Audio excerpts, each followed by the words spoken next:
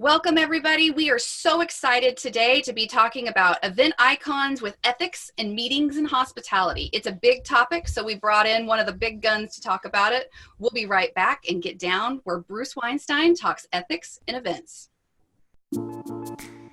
It's Wednesday at 5 p.m. Eastern, so you know what that means. It's time for another episode of #Event Icons, presented by Endless Events. The show where you get to ask the icons of the events industry anything. Just go to www.event-icons.com to ask questions. Our iconic guests will answer them live during the entire show. Before we get started, the more people we have watching, the better the conversation. So please help share #Event Icons on Twitter, Facebook, and LinkedIn. Just tell your friends to watch at www.event-icons.com. Now, without any further delay, this is #Event Icons. I think that brings us back in. We are live today. I'm streaming from the Dallas-Fort Worth area. If you don't know me, I'm Lindsay Martin-Bilbrey, CMP, try saying that 5 times fast, host of Event Icons, and I have who might be one of my favorite speakers, especially about ethics, Dr. Bruce Weinstein. We met, 5 years ago?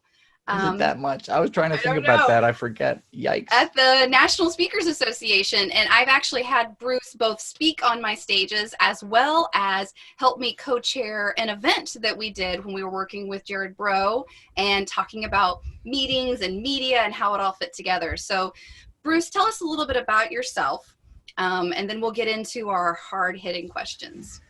Well, I'm known as the ethics guy, and I write about ethical leadership every month for Forbes online. And I'm privileged to say I get flown all over the world to talk about such esoteric concepts as compassion and kindness, doing the right thing, living an honorable life. And I really would be doing this for free if I could, because it's just so refreshing to connect with people to talk about these things, because I mean, really, what matters more than doing the right thing and trying to lead an honorable life the best we can? That really is what life is about, I feel. I agree. And if there's somebody who really does walk it, we always give the guests beforehand, we're like, don't curse on camera because we, don't have the 15-second delay. And then I was like, but I don't have to really remind you because I've never actually heard him do that, even in some very stressful situations. Well, yeah. So. Come by our apartment sometime around 8 o'clock when the news is on and you'll hear a lot of it. But that's, we wouldn't have to get into that.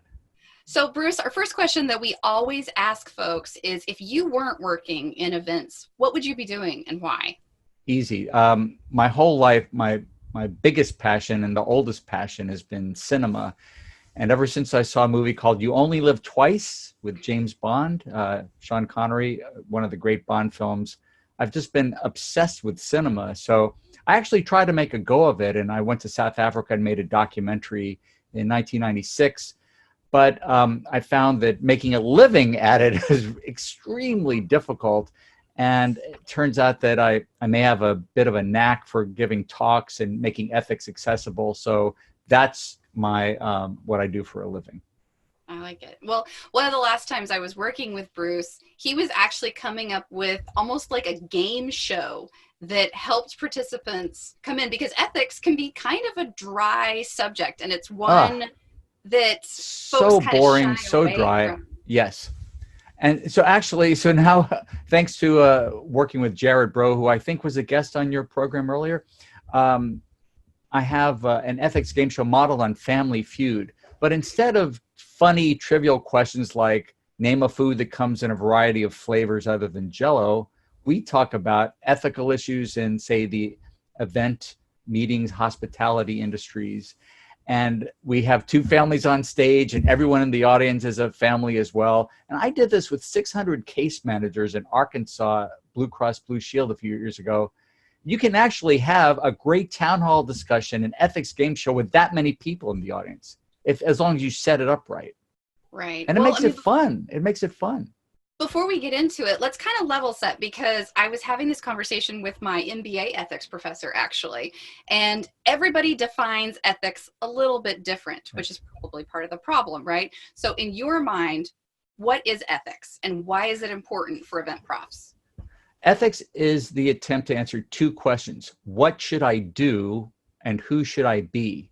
And the first approach to ethics is something like what Dear Abby and Landers are all about, solving problems. What should I do at this point? I've overheard two colleagues revealing confidential information about a client. Should I speak with the client? Should I speak with my colleagues? Should I do nothing? What's the right thing to do here and now?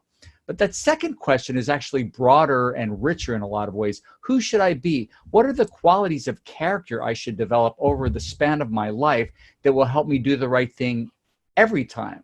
And there we're looking at not what should I do here and now, but what does it mean to be honest? What is accountability? Why should event professionals care about being courageous, being humble, being grateful people? That second question, I think, is the one that cuts more deeply and is richer in the long run. Well, it is kind of scary. We talk a lot about how we hate to look wrong, right? Because event professionals, we're the ones when things go awry or when you're on site running a show, putting it together, we're the ones who are supposed to have all the knowledge, which can be pretty scary when you go, oh gosh, is someone screwing me over? You don't want to be too aggressive, but you also don't want to be seen as out of control. Yes. So, thinking about that, what are some examples of kind of those ethical questions that an event professional could find themselves in so that it's kind of a trigger as I'm going through my brain and say, oh, they talked about this. That's one of those red flags. Well, I actually like to answer that question with another question, because I'm wondering, do you ever feel in your work as an event professional the kind of stress that we associate with gate agents at the airport who are constantly the brunt of criticism but rarely get thanked? Do you at all identify with those folks? It was funny. I was actually on Twitter last night, which we can all agree is a trigger point anyways, but there was another event prof who I adore. She runs a 25,000 person citywide conference for event professionals. And they were doing their annual survey to help improve the overall experience, right? And the tweet she sent out, they sent it out to the entire membership, was, hey, hashtag group here, help us get, improve the thing. And at the bottom, dear so-and-so, we promise it's not as long as last year. And he responded back in this mostly positive manner that said, okay, it only took me 25 minutes that time. And then like this almost passive aggressive comment that said, it must be tough to run a show funded by X when you didn't ask a single question about X. Oh, and that's not almost passive aggressive. That's as boldly passive aggressive as you can get. But like people who don't work in events would read that and maybe not think it. But I was like, but I think, it's not that I feel like a gate professional, because I think sometimes their criticism is much more in your face. But it's the little things like that that pick away at your self-confidence. And like, we just want to do the right thing. And that guy's sending me that tweet. Yes. So there are actually two perspectives we can look at that. Using the gate agent as an example, what should you do when you're constantly being criticized or being yelled at when much of what the person is angry about is nothing, is beyond your control? That's right. One perspective. Another perspective is, how should I say, working with you, if I'm a speaker at your event, to what extent should I be grateful and express that gratitude to you as opposed to telling you what I need from you and what you're doing wrong? I feel that those of us who are dealing with event professionals don't appreciate enough the kind of stress that you're constantly under, and don't maybe as often as we should express our gratitude. So, like, for example, when I got on the airplane, to go back to the gate agent example, the first thing I say to the flight attendant is, my name is Bruce and I'll be your passenger today. I'll be in seat 4F if you have any questions. And they're so shocked that somebody would actually introduce themselves and make them laugh. I've gotten, and I don't do it for this. This is just a nice side benefit. I'll get bottles of champagne, or they're constantly coming up to me and asking me how it's going and what they can get for me. It's just because I treated them like a human being. It's like Peter Shankman and his M&Ms. Yes, I tried that, but I worry a little bit about giving food to strangers if they'll think like, you're ethically, you're like, I don't know, does that fit inside the scope?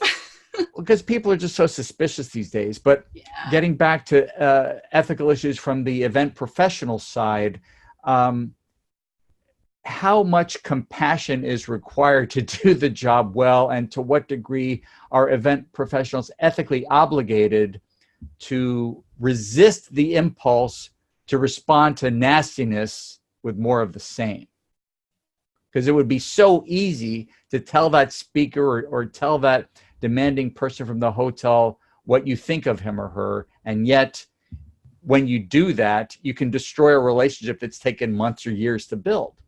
Yeah. Have you ever seen, like, what's the most egregious example of an ethical violation in that instance that you would be able to cite? You don't have to name. Well, there's I actually will mention a name because this person needs to be called out, and I'm going to do it. And this is a speaker who had so little regard for honoring the terms of his contract that he made flight plans at the last possible minute. And so when the flight was canceled, the client, and this person was in Jacksonville, Florida, the client who was in Helena, Montana, had to fly a corporate jet to Jacksonville to pick up the speaker. And then when you'd think the speaker would have bent over backwards then to serve the client, but instead the meeting was held in a casino, and the speaker on the way to the talk stopped off and played the slots for a while and showed up to the meeting. I mean, the worst possible way of representing yourself professionally, this speaker did that. And I am going to tell you who it was. So who was it? It was me. It was me. This is 20 years ago. I'm not like this any longer. Like, Bruce, come on! I said nice things about you. Well, but the thing, and I wrote about one of the reasons I'm comfortable. I don't really like telling the story so much, but it's in my most recent book, so it's already out there. But the reason I bring it up is because it occurred to me that if you're not going to be fully committed to doing this job, and at the time, the reason I wasn't fully committed, not that this justifies it, but the reason I wasn't fully committed, I was still trying to make a go of it in filmmaking. So I was kind of just halfway into the speaking world. I didn't care about it. And after that, it was so horrible.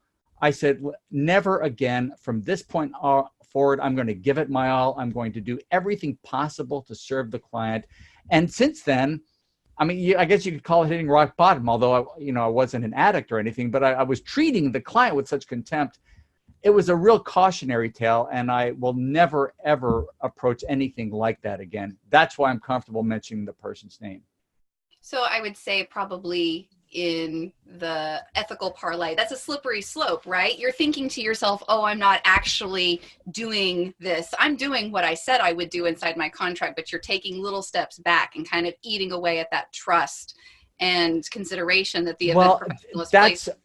That's a very good point. So, and this raises an important distinction between what's legally required and what's ethically required. Because if you look at a contract that an event professional has with a speaker, say, or a musical group or whatever, you can't account for every possible circumstance. So it's really the difference between the letter of the law doing specifically what you promised in that contract, in that letter of engagement, as opposed to the spirit of the law, or going above and beyond what is minimally required of you and doing everything possible to serve the interests of the client. And that is the higher standard. And that's why ethics holds us to a higher standard than the law does. I mean, for example, you probably have friends or ex-friends like this, as I do or did, people who will constantly cancel plans to get together for lunch or dinner or a movie or coffee at the last minute when something better comes along, right? We know people like that. Have they broken any law? No, but they haven't treated you with the deepest respect. They haven't treated you the way a good friend or colleague would. And that's why what they're doing is legally permissible, but unethical. And I think folks in the event industry do not want to be held to what's least required of them, but to what in an ideal world they would do if they were to act as an honorable event professional would. Does that make sense? It does. And I actually like that because, have you seen any research out there? There's a lot of research around trends in the industry, but with all of the big topics around the push for sustainability, which costs a lot of money. And so we don't have to do it, but it would be nice to do, right? It's one of those things that we should be doing because it holds us to a higher standard. Same thing goes for women in the industries from some of the sexual harassment, going back and using Harvey Weinstein as someone who sullied the name. Like, there were a lot of people there who could have blown the whistle, but they looked away. And so they weren't necessarily legally obligated to report anything, but they didn't. And I think that's a common thing that's happening also in our world. Yes. So have you seen any research, or are you working on any trends that say this is the percentage of ethical issues and here's a gap we can work towards making it better? Well, it's funny because event professionals are not called out per se in the yearly Gallup poll on trustworthiness in the professions, but every December, the Gallup organization releases a list of the professions that are considered most and least ethical and trustworthy by Americans. And it's a perception issue. It's how people view these folks. Who do you think's at the top of that list routinely? For the ones who are most ethical, who or least ethical? The professions that are considered most ethical, most trustworthy. Teachers? Yep. Teachers, nurses, and pharmacists. And at the bottom, what do we have? Members of Congress, lobbyists, and car salespeople. And then it's interesting because they're doing, they've done a similar, it's not quite identical, it's a similar survey of what industries do you look most favorably upon and which are least favorably looked upon. And again, event professionals aren't singled out, but it's still it's still worthwhile for event professionals to take a look at this list, because at the top, now the industry that considered the most favorable, it was a surprise to me, it's the restaurant industry. Oh. And at the bottom, the pharmaceutical industry. Banking is in the middle. And I'm about to speak at the American Bankers Association, and I'm going to talk about why that is the case and why it might be a good idea to do everything possible to raise that level. And there are actually ways to do that. So when event professionals ask themselves, how do I want to be viewed? The question isn't, the solution is not, what is minimally required of me to satisfy the people I'm working with, to satisfy my client, but what ideally should I do? What would the honorable ethical event professional do? That, I think, is really the question that event professionals want to be asking themselves. We hear a lot of the event coordinator level, or somebody who's in a very siloed hierarchical organization. So what would you say to the event professional who is asking him or herself those questions, but also struggling up against I just don't feel like it matters because I do this and then every rank and file above me doesn't? Well, we do tend to have a grandiose view of ourselves, unless we have, the self-esteem of Franz Kafka, as Woody Allen, since you're mentioning the Harvey Weinstein. Kafka is the Metamorphosis, y'all. Go and read it. It's good for you. It's this idea of having low self-esteem can shade how you view yourself, but so can having, an unreasonably high view of yourself. And I think in response to your question, we're not often in the best position to evaluate how well we're doing, how honorably we're behaving, how ethical we are. Who would be in a position? The people we work with, the people we serve, the people who have worked for us. So those are the people we should be routinely asking. Now, did you read Ken Blanchard's book, The 1 Minute Manager? No, I haven't yet. He talks about turning the traditional dynamic between manager and employee upside down, because the traditional model is employees should praise managers and managers should feel free to criticize direct reports or employees. And Ken Blanchard says, no, it should be turned around. It should be criticize up, praise down. And so those of us who are fortunate to be in a position of power or influence should not only tolerate criticism or feedback, we should encourage it and welcome it, because that's the only way we can get better. No, it's not easy to hear these things, right? But that's how we grow. Yeah. And I mean, that's going back to one of those topical issues around sustainability. We had Fiona Pelham on just at IMEX, and then she's been on a couple of other times. Fiona works with most of the industry groups. She runs a nonprofit out of England, or no, I guess she's in the Netherlands now. But she's always saying, it's always alarming to me how little some of these groups seem to be aware of it. And, it's like, I feel like I'm shaking my fist in the wind, asking them to care. And so, in that same instance from a manager and direct report, it feels like when the advocates in this space are trying to get everyone excited about it, like these are the big issues we're grappling with, but are we actually seeing traction from the leaders out there? How can we not feel discouraged? So as an event professional, do you routinely, after an event is completed, do you ask for feedback?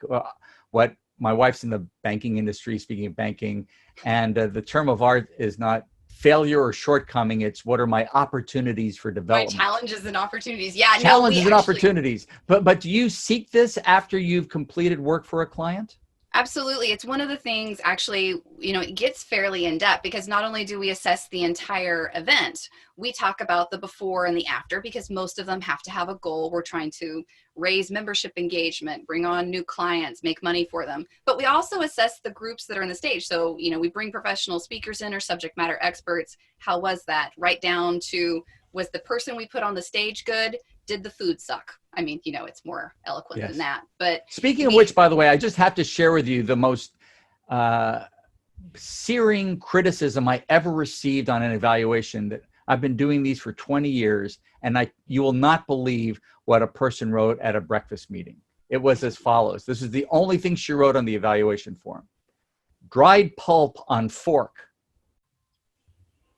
I'm sorry that there were bits of orange juice on your fork, on your utensil. I had nothing to do with the cutlery.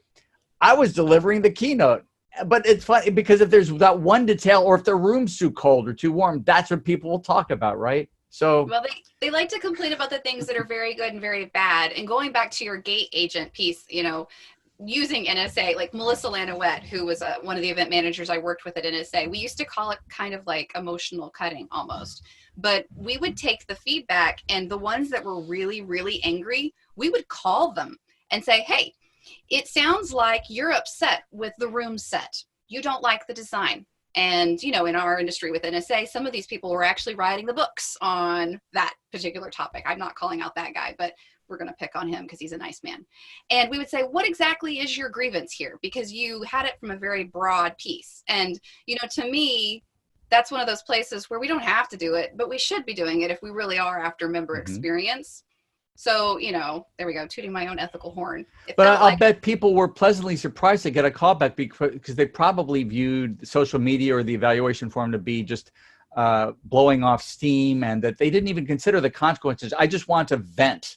But then to actually, and I'll bet in the majority of those cases, Lindsay, if you were to actually find out how they truly felt about your call, they would say, I had no idea you would actually listen. I had no idea you would get back to me. But most importantly, I'm embarrassed that I spoke to you that way. That's exactly. And it was one of those pieces where, one of them is a very nice woman from South Carolina who I'm still friends with. And she, I just remember the stunned response, oh, bless your heart. I didn't think you'd actually say, take it into it. And, we all get angry, but there's a time and a place for the way that, and there's a constructive criticism that you can make for it. And I think we should all do a better job of maybe treating each other well. Yes. And she probably would not have spoken to you that way with those words, with that tone, had she spoken to you face to face, as opposed to sending it anonymously in social media, or knowing or believing that, there wasn't going to be a consequence to it. This is the problem with the trolls on the internet, that they're not accountable for what they say or write. So let's get tactical. Let's talk about what you see as the top. Let's get tactical. No, I'm not going to sing. Everybody's going to switch this thing off if I start singing. We just did that last week too. Okay, so let's get tactical. What are the top 3, in your opinion, ethical issues facing event professionals right now? To answer that question, I need to put a framework around this, because I think that will help viewers and listeners appreciate how they can approach any ethical problem, whether it's in the top 3 or not. Is it okay if we just go through these? I call these the principles of ethical intelligence, because as difficult as it is to live by these principles consistently, and it's very, very hard, in the long run, it turns out to be the best way to enhance our relationships with the people we serve, to get more business, to keep the people we want, and to feel better about ourselves. So principle number 1, and I didn't come up with these. If you look at any code of conduct at any event organization, or the clients that you serve, if you look at their codes of conduct, you'll see a version of this. Number 1 is do no harm. Do no harm. Now, when you hear that phrase, what group of people immediately comes to mind? Medicine, the Hippocratic Medicine. Because we know that medical students, nursing students, dental students, pharmacy students are taught in school, first, do no harm. Right. But when you think about it, is there any other group of people besides healthcare professionals that do no harm should apply to? I mean, all of us. I think that we all have an obligation to do no harm. Right, and so, and certainly in the event planning world, and this is really the first question to ask as an event professional, is what I'm about to say or do, is it likely to cause harm to my client, to my relationship with someone, to the reputation of my company? And if more event professionals ask that question, they would find themselves probably having to clean up the mess less often later, because the problem wouldn't come up in the first place. Right. All right. So what's the second principle? The second one is make things better. And because, I mean, let's say, you're married, right? You have a husband. What if at the end of a hectic day, your husband said, "So Lindsay, how was your day today?" And you said, "It was great, honey. I didn't kill anyone. I didn't insult anyone. I didn't offend anyone. It was a great day." How would your husband respond to that? I think he'd be rather impressed. I mean, not the killing one. That one's very rare. But, insulting, I do it sometimes unintentionally, but, it's one of those things where offense happens very easily. So, but might your husband want to know, in addition to restraining the impulse to be harmful to others, if you did any good, if anything good happened as a result? And that's why the second principle is to make things better. But the thing is, now you're on a plane a lot. It sounds as though you're in the air more often than you're on the ground. When we're on a plane and the plane takes off and the flight attendant goes through the routine, she or he will say, in the event of the loss of cabin pressure, oxygen masks will drop down. And if you're with a small child, you put the mask on the child first, and then you put it on yourself, right? You're supposed to put it on yourself and then the child. Well, no, you put on the child first, because if you have a 2-year-old, obviously you want to save the 2-year-old's life before yours, right? Isn't that what they say? You want to save the 2-year-old, but they always say you have to take care of yourself so that you can help others. Aha! Think about that for a second. You tricked me.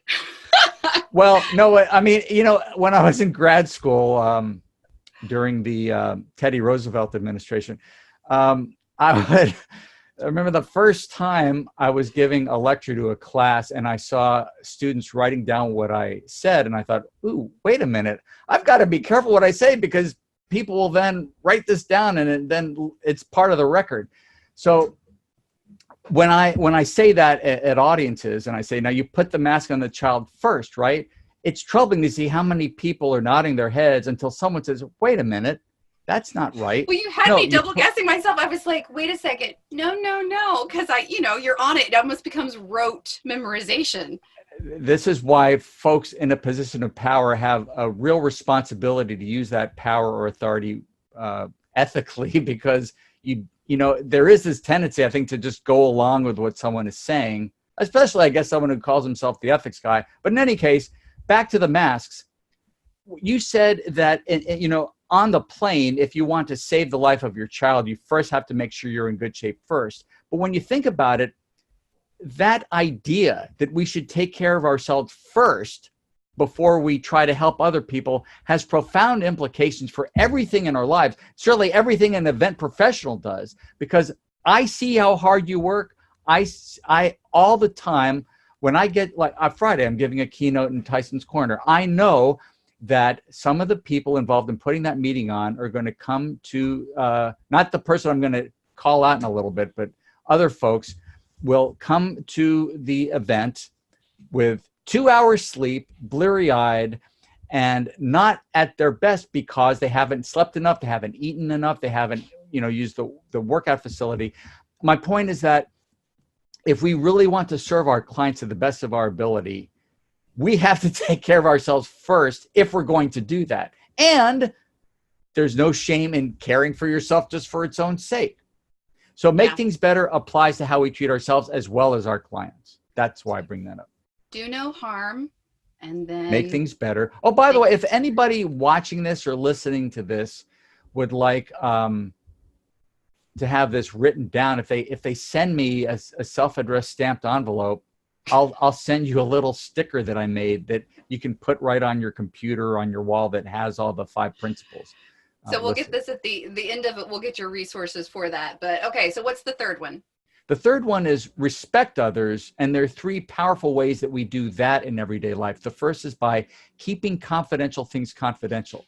And it's very easy in event planning to forget that sometimes we are entrusted, or you are entrusted with sensitive information. And it's easy to violate your responsibilities to clients by talking about them in a public place, at Starbucks or in the ballroom where you're meeting. So keeping confidential things confidential is a very important part of ethical event planning. A second is telling the truth.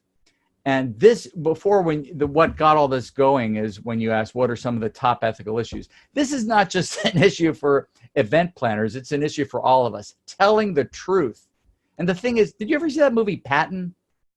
No, it's a war movie, right? It's a war movie. It won Best Picture of the Year, 1970. The script was written by Francis Ford Coppola, went on to write The Godfather or adapt The Godfather.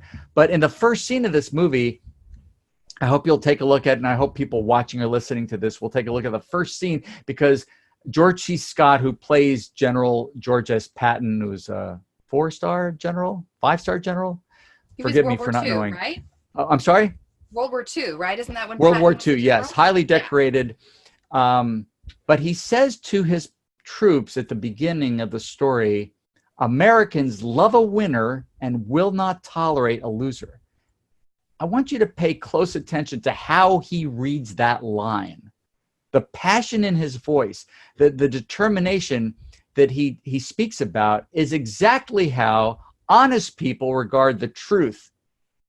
Honest people love the truth and cannot stand lies, especially where there's a lot at stake in the lie. Not, did you like the fruitcake I gave you at Christmas? Because the honest truth would be, it's one of the most disgusting things I've ever eaten, and I'm using it as a doorstop. That would be the truth. But since the stakes aren't very high, we usually respond by saying, it was amazing. It was incredible. I've never tasted anything like it. Although from an event professional perspective, I actually want you to tell me the truth about the food, because I'm going to keep serving you chicken if you don't tell me that you don't like the chicken. Yes, and then you are in a distinct minority, because in my life, I've discovered that most people don't want to be told the truth in that situation. When I say, what did you think of the fruitcake? What I really want you to tell me is, Bruce, it was so nice of you to give me a fruitcake. I want to be appreciated. I don't want to know the truth. But most people, I think, don't want to. I applaud you for wanting to know the truth. But in meeting planning, if you have to tell an uncomfortable truth to a client or to someone you're working with at the hotel, it's not easy to do that. But one of my favorite things to ask audiences, it's amazing, Lindsay. I wish you could be in the audience to hear this. I'll ask the group, go around your table and talk about a time when you had to tell an uncomfortable truth to someone you work with, but you found the courage to do it and something good happened. And so let me stop you there for a second, because Sherry Swiley, who's listening in and watching live right now, actually said thoughts on how to handle when you observe clients who are crossing the ethical line. So in that instance, if you observe them crossing the ethical line, what's the obligation to tell the truth? Is it using this framework to determine, like, are there gray areas inside the ethical line? So with Sherry's question, and I hope she'll follow up with this, because the answer to that very pointed and timely question is it depends on what the facts are. So I'd be interested to know, she might be thinking of something in particular. What is it that you're observing? If you're observing somebody talking about embezzling from a client, your response might be one thing, like, excuse me, yes, I'd like to speak with Agent Smith at the FBI. Or if it's you saw somebody, what would be a more innocuous thing? You saw somebody sneaking. So you saw somebody sneaking into a breakout session who didn't have a badge. There you go. That the stakes are a little lower. How about somebody who comes to a 2-hour ethics presentation at the very end and expects to get 2 hours in ethics continuing education credit? Yes. The stakes are pretty high there. And so the proper response to what should I do when I see somebody else doing the wrong thing depends on what the facts are, but it also depends upon what your organization expects of you. And when I presented to the South Carolina National Guard and presented just a question that Sherry suggested, one of the National Guardsmen raised his hand and said, people in the National Guard, one of the people in the Guard raised his hand and said, just want to make sure I'm respectful here. He said, Dr. Weinstein, this is not an ethical dilemma for us because it's very clearly specified in our code that if we do not inform our commanding officer of what we have witnessed, we can be discharged from the National Guard. Now, in that situation, it's very clear what you should do when you observe wrongdoing. Many companies, many organizations, and certainly solopreneurs, entrepreneurs like you do not have that written in your contract or your code. Therefore, it's up to you to decide, what would be the right solution? The approach is, how can I tell the truth and avoid harming people at the same time? That's the challenge. Not easy to do. So would you think, so how we get around that from an agency perspective is we usually have guidelines inside our employee handbook, because there are certain things around alcohol and drug consumption, working with client relations, working with money, all these different pieces as kind of like the superseding, like, here's your guidelines. And we try to mirror some of that, because we have a very hard line in our contracts, especially when we're working with a supplier, about the way that we expect to be treated, right? So if you're coming in, you are essentially going by our guidelines because we want you to treat us that way because we would treat you that way. So setting those expectations. So I think that's an important call out, Bruce, is think about all of the contracts you have from your AV suppliers, your foods, your professional speakers, anybody that you're working with. Think about the legal considerations and how that can tie in, because everybody comes with a slightly different understanding of what their ethical guidelines are. And so that legal protection, though it is a little bit harder to underscore depending on the offense, you know, like if they've snuck in an extra subwoofer versus they're coming in and the guy spoke unkindly to you, but you can't necessarily approve it. But I mean, so I think that's actually a great call out. So it's a great call out, and a way to prevent this from coming up in the first place is to have on your website at the very top, not just the About Us tab, which every business has, and I will tell you all about me, but an About You tab. Here's what I expect of you. Here are your values. Here's the kind of clients that we like to work with. And if you don't care about ethics and doing the right thing and living by these principles that we live by, no amount of money is going to make us want to work with you. Yeah, we actually call it the no jerk rule. People go, what's your ideal client? We say they can't be jerks. What does a jerk look like? Well, it looks like these 4 things, because this is the one where it actually costs us more money and heartache than it does from a billable hour perspective. Right. I mean, life's too short. And as we get older, I think, how much money does a person need, really? I mean, I just don't want to deal with clients who don't care about ethics. Yeah, I'm not interested in it. That's the other thing, kind of thinking about, you know, event professionals working inside spaces. I hear a lot of times many event profs say, well, you know, I can't change anything. That's just how the company is. And for me, that's an ethical failure on part of the company, because it's culture. And you want to tell them, you know, there are other places out there where you could thrive and your opinion will be taken as it should be taken. And you let yourself be treated that way. And so we can only go so far in helping empower that. But, you know, I really like the ethical framework, not only to help assess when I'm making choices as an event professional, but also thinking about how I, as an event professional, should expect to be treated and want to model for my own walk, because that helps, you know, balance the ongoing conversation of how can our voices really be heard in a powerful and impactful kind of way. So what's the I mentioned that there were 3 ways that we show respect for people, and I mentioned that 2 of them were keeping confidences confidential, telling the truth, and the third way is by keeping promises.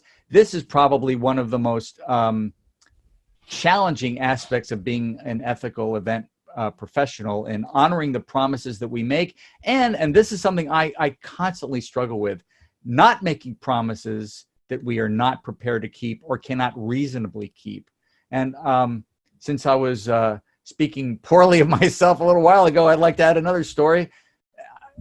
Something else I'm not too proud of, but it happened, and I'd rather make me the fall guy. So it was after a meeting at the American Society of Association Executives.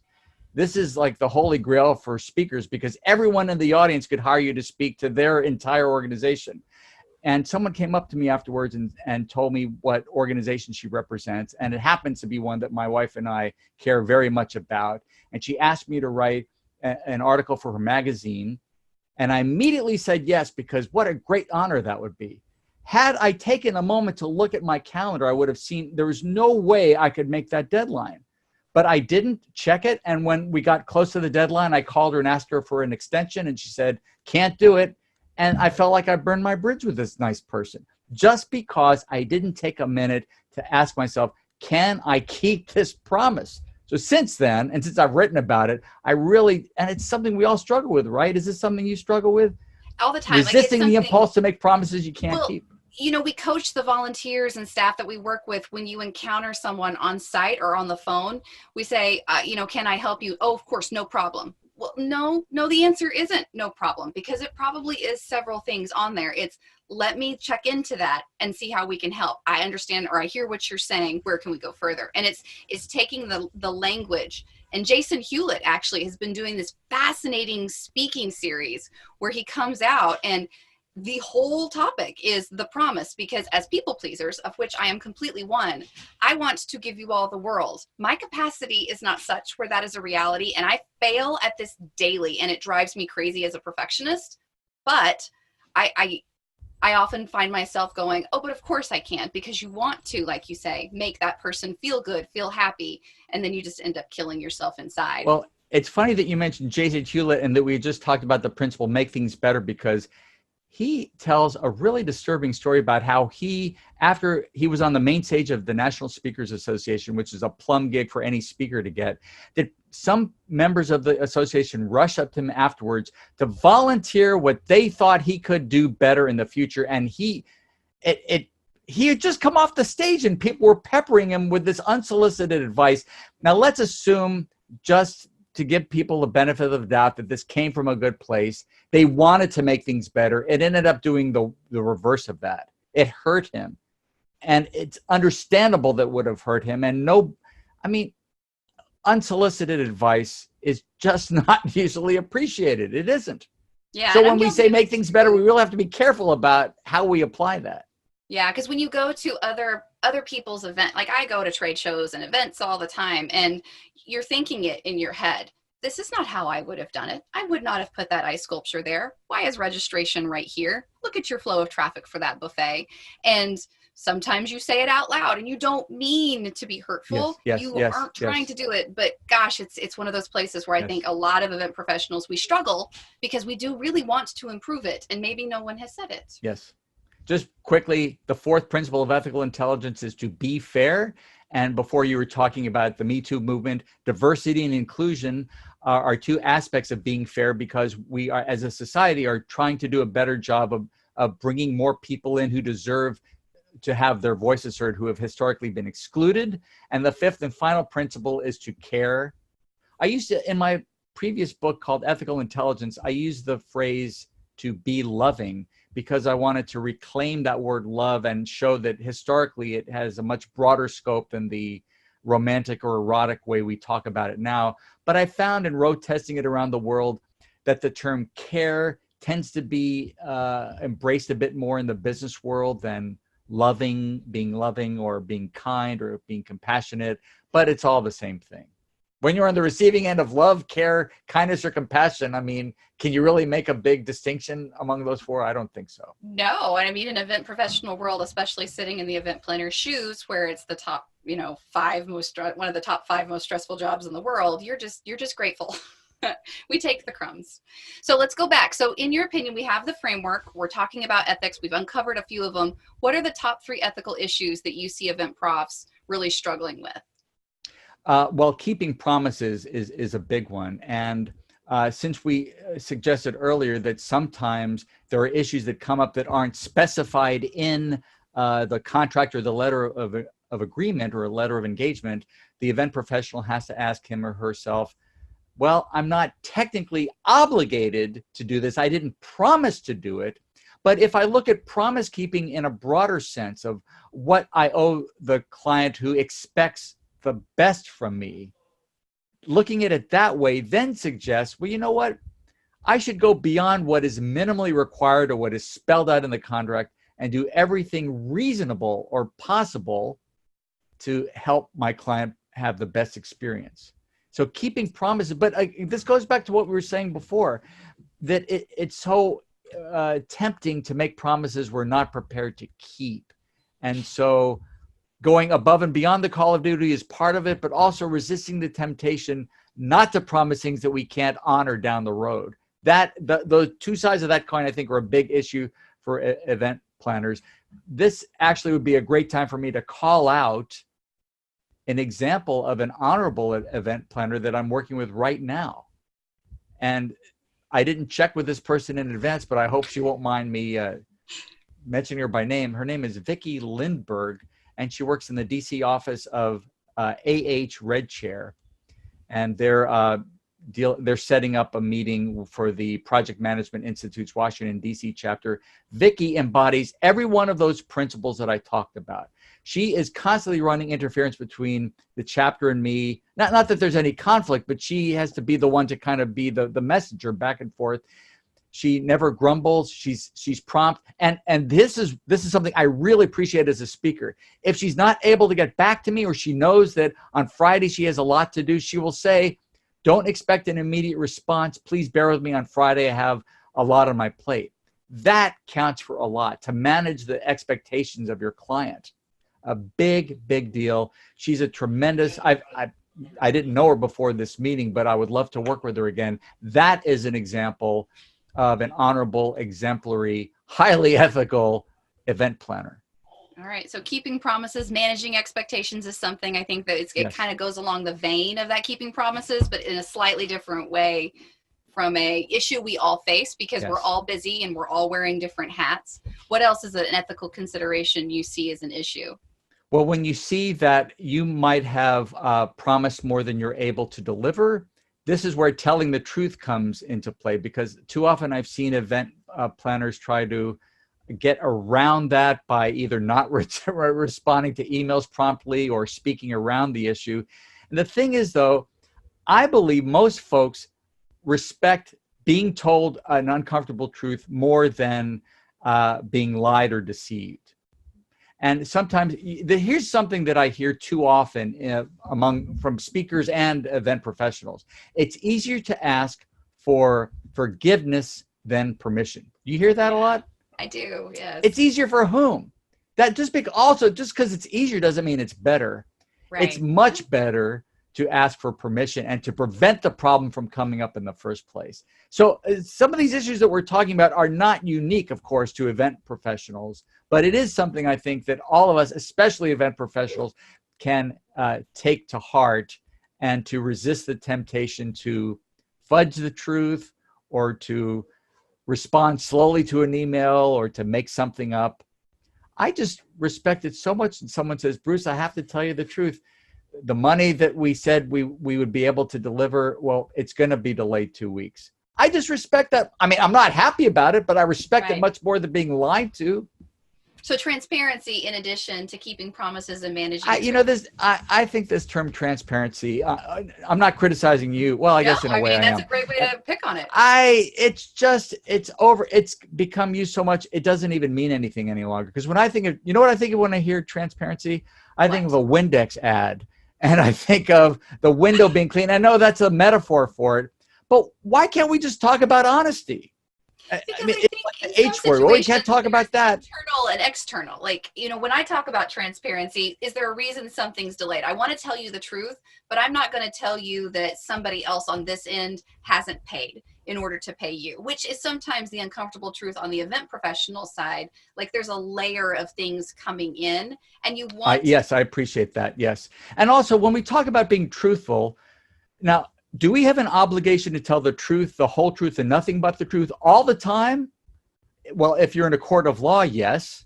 But as we saw in the fruitcake example, we sometimes have to temper the truth with our obligation not to be hurtful to people. Yes. So it is not the case, speaking to your point earlier about transparency, it is not the case that we have to tell a client, let's say, every aspect of what's going on that led up to not being able to pay the bill on time. You don't have to spill the beans about every aspect of it, just what the client needs to know.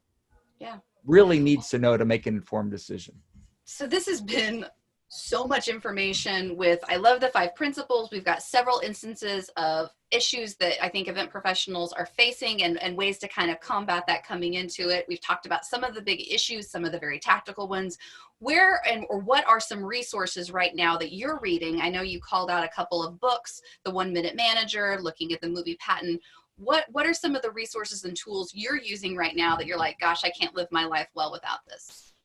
Well, I think it's important to get the news as objectively delivered as possible. So I read the New York Times and the Wall Street Journal, and this is not necessarily about ethics per se, but I think it's really important to keep ourselves informed. A colleague of mine prides himself on never reading the news, never looking at a newscast or reading the paper, reading an online version of a news organization. And in the world that we live in, it just doesn't make any sense. So part of what I believe is my ethical responsibility as a citizen to just be a functioning member to be an honorable member of society is to keep abreast of the news. So that's one thing that I do. At the risk of being self-promoting, I am proud of the last couple of books that I've written about ethical intelligence and how to hire and promote honest, high-character people. So turning these books now into e-courses is really satisfying, because a lot more people will watch or participate in an e-course than read a book, I think. You know what else? Keeping up with cinema, keeping up what's going on in the movies is a great way of finding out what storytellers find to be some of the most pressing ethical issues in our society. And not surprisingly, it has to do in many cases with technology, with how these devices seem to be controlling our lives more than we're controlling them. Although in some ways it's been interesting you bring that up, because it's like The Handmaid's Tale. Margaret Atwood wrote the book back in the early 80s. It's been one of she's got several classics in the same vein, but because of, I think, the ongoing global environment we find ourselves in, some of the ethical considerations and topics of conversation, she's coming out with another sequel to The Handmaid's Tale. And that's fascinating, because it's really a way of saying, is this something we should be talking about, and what's the next level of responsibility as we talk about it? Yes. I will say that there are some films that it's worth knowing a little something about before you go in, because I saw a film this summer that was so disturbing to me because everything in it is plausible and there's no supernatural component of it. And it's the one film I can say I really wish I hadn't seen. It's called Midsommar. Have you heard of this film? Yes, I have. Don't see it. It's so disturbing. You can't unsee it. Yeah. I think there's some that you only watch one. One of the girls I work with, Meta, she's reading The Tattooer of Auschwitz. And there are certain topics where we have an ethical conversation, I think, as a society, to keep those conversations going, because the lessons they imbue are so valuable and important and lasting. But the subject matter is so terrible. And yet it's a very fine line. Like with many things, in event professional world, we have this opportunity to impact very small and very big. Talking about my travels earlier this year, I was in Hong Kong and the protests that were going on. I was running a site visit next to the causeway and trying to figure out, do we tell the client, no, this is a wonderful 5-star hotel. They won't have any problems helping you do it, which is true. And they're open for business. And yet there's that piece of it that, you can't promise things. And so the promises you make in June versus what happens in October. And it's considered. I was at a trade show yesterday and I was talking to someone who works in Paris, and he was just we were talking about the best places to run a trade show in Asia. And we were like, we love Hong Kong so much. It was an ASA this morning and we want to send business there. But from an ethical standpoint, it's one of those places where you just struggle because you love them. They're fantastic to work with. Can we keep our promises and meet the expectations of the people we're bringing in as an event prof? So perhaps one of the takeaways to build on what you were just saying, that the overriding question that an honorable event professional should ask on a regular basis is not what is legally required of me or what have I promised and what is in my contract or letter of engagement with the client, but what is the right thing to do? Right. What is the honorable thing to do? How would a person of high character respond to this situation? That's a very different question. It is. And I think perhaps those are the questions perhaps that should be the ones that are foremost in the event professional's mind, not what did I promise and what's the least that I have to do to honor or be of service to this client. Yeah. So last question, what's the one thing I should have asked you but didn't? What some of my favorite movies are. Oh, what's some of your favorite movies? Funny that you should ask. Well, now we'll bring it back a little bit light, y'all. But the last 2 minutes is just vamping. But I do actually talk about this in my book. The Godfather is the one I keep coming back to, and as I get older, I see things in it that I didn't see as a younger person. For example, you're familiar with the film, with the story of The Godfather? All of them. I think one of the reasons why this film. I'm sorry. I said all of them, even the terrible ones at the end. Now, see, I'm married now, but if I were dating and I said, so. Those are fighting words. Well, what? No, but if the person I was with on a first date said, of the 3 Godfather films, hands down, the best one is Godfather 3, I would know there's no way this relationship could possibly work. I mean, it makes no sense. The people who made that film don't like it. So. But in any case, setting aside the debacle that is number 3, one of the reasons I think that so many of us keep finding richness in The Godfather is because, for one thing, so many families have a Fredo in them, which we see at Thanksgiving, right? Now, Andy Williams said it's the most wonderful time of the year. It obviously is not that. Because you have to spend a whole evening with people you wouldn't want to spend 2 minutes with if you weren't related to some of these folks. True. But The Godfather tells us that every family has someone who just can't get it together. Now, Michael, sadly, chose to respond to that problem by, I hope I'm not giving anything away if you haven't seen Godfather 2, by killing his brother. So, but these are cautionary tales, and this is why I think we're so fascinated with Breaking Bad, Goodfellas, The Godfather, Scarface, these films, because they show us what can happen if we set ethics aside, if we live our lives based solely on what we want, if we don't care about the consequences of what we do at all. That's why I love The Godfather, emotionally, but it also is a great cautionary tale, and that's why I keep coming back to it. Yeah, no, I mean, I agree with you 100%. Okay, anything else we should know? You can find Bruce online. He's on the Twitter, on the Gram, on the Book of Faces, on LinkedIn. What is you're known as the ethics guy online? Yes, yeah? You can actually call me directly at 424. Is that okay if I give out this number? Absolutely. 424-394-0804, 424-394-0804. Or go to theethicsguy.com. And if you put in the subject line, Lindsay Martin-Bilbrey, spell it however you want.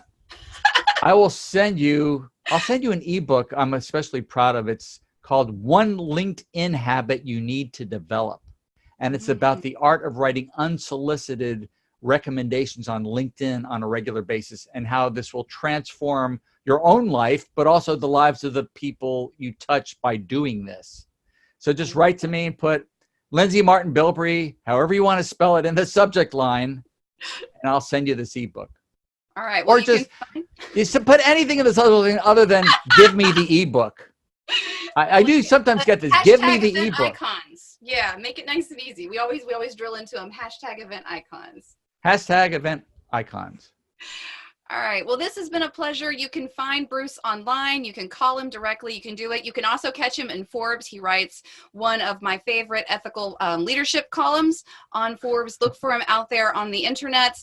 Thanks again for tuning in live this week. We know that you are busy event professionals. You do have choices. So thanks for giving us your Friday at 5 p.m. Eastern or wherever this time zone finds you. If you weren't able to watch us live, don't worry. You can tune in next week at 5 p.m. Eastern at www.event-icons.com, or check us out on your favorite podcast, which will release next Tuesday. We've got some great live wins that are coming from Connect, all of the hits from IMEX, and then just generally good times, good conversations, great topics from icons of the event industry.